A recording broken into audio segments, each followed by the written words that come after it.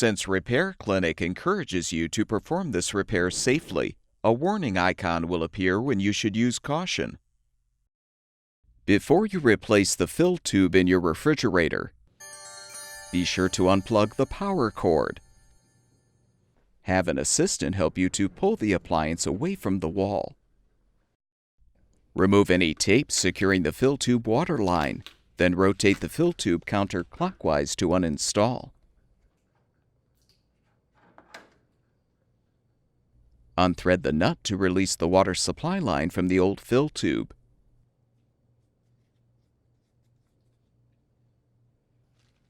Prepare the new fill tube for installation by transferring the insulator from the old tube to the new one.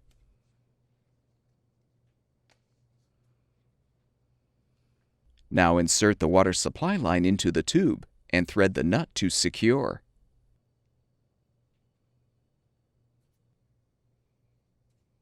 Insert the new fill tube into the housing and rotate until the tube is fully seated. Replace the tape to secure the supply line. Push the refrigerator back against the wall.